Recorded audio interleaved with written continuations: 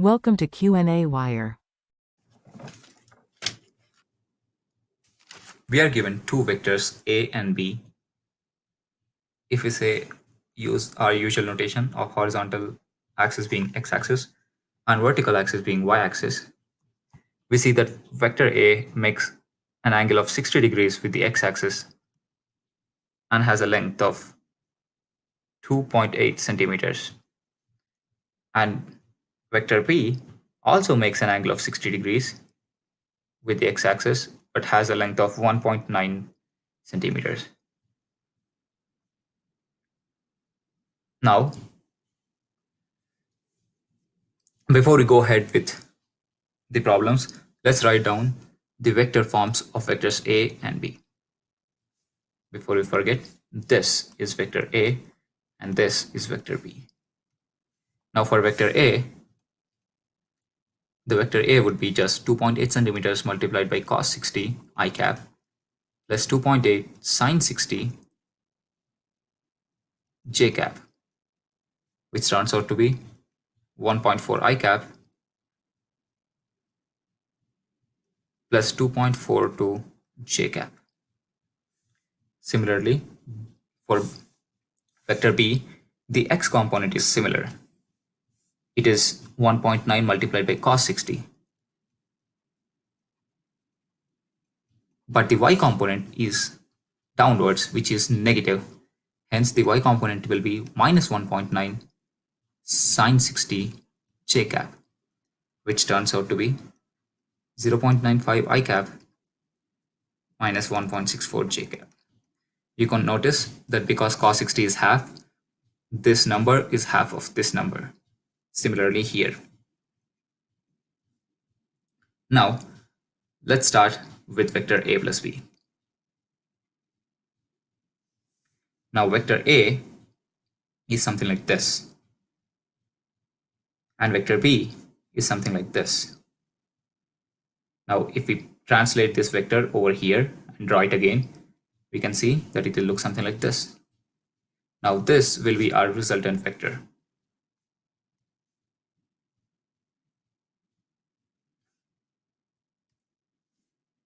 Now, by using component method, we just add the individual components and write A plus B.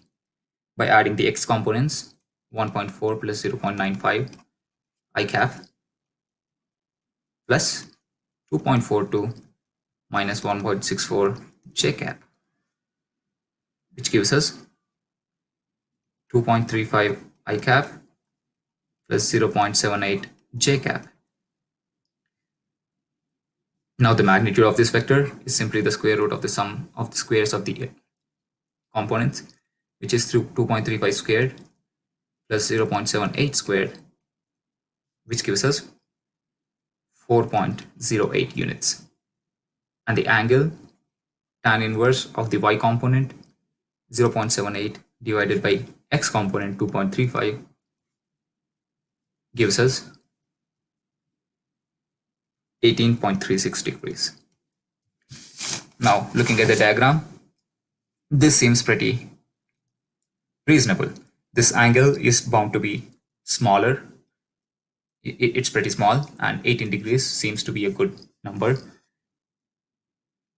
And when we compare the x and the y components of this vector, we see that the x component is very large, whereas the y component is not that large, which is reflected here. Now let's go to the next vector, A minus B. Now doing the subtraction component wise, we can write it as 1.4 minus 0.95 I cap plus 2.42 minus of minus 1.64 j cap. By doing this math, it turns out to be 0.45 I cap plus 4.06 j cap. Now the amplitude, the length of this vector is simply the square root of the sums of the squares of the components, which is 0.45 squared plus 4.06 squared, which turns out to be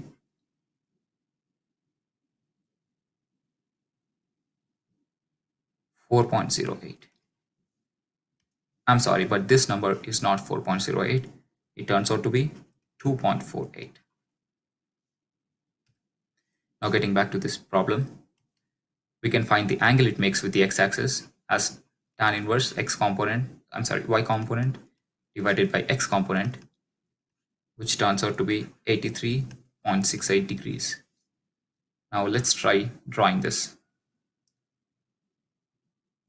Now vector A is like this. Vector B is like this. But vector minus B would be something like this. Hence, if we add minus B to A, it would look something like this. And the resultant vector would be something like this. We would expect a much larger y component compared to the x component, which is seen here. And the angle, we expect it to be pretty large, which is seen here, almost pretty close to 90 degrees. Hence, this is straightforward. Now, let's go to the next part, which is B minus A. Now we do the same component-wise subtraction again, and we can see that it is equal to 0.45 I cap minus 0.46 j cap. I'm sorry, minus 0.45 I cap minus 4.06 j cap. If you notice, this is equivalent to minus of A minus B. If you remember what A minus B was,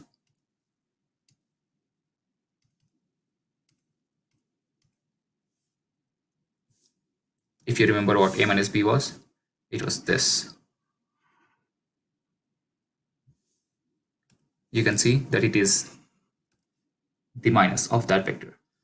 Now, if we draw the diagram, now before we go ahead, the magnitude, we expect it to be the same as A minus B because the components have the same magnitude but have the sign flipped, and hence the magnitude turns out to be the same. Now, the angle though is different. We know that this vector exists in the third quadrant, and we can show that the angle is equal to tan inverse 4.06 by 0.45, which is the y component divided by x component. Notice that we have neglected the signs here, would be 83.68 degrees. But this angle it would make with the negative x-axis and in the downward direction. Hence, the angle it makes with the positive x-axis would be 180 plus this angle. But regardless, let's try to draw these vectors. Now we know that vector A is something like this, and vector B is something like this. Now vector minus A would be something like this. Now if we add this vector to B, it looks something like this. And hence our resultant vector would be something like this. This would be B minus A. As you can see, we expect a much larger y component compared to the x component, which is evident here. And we expect both of them to be negative because this is in the third quadrant, which is also true. And we expect this angle to be very close to 90 degrees because this angle seems very small, and 83.68 degrees, which is the angle it makes with the negative x-axis, this angle is very close to 90 degrees, which seems to justify our answers.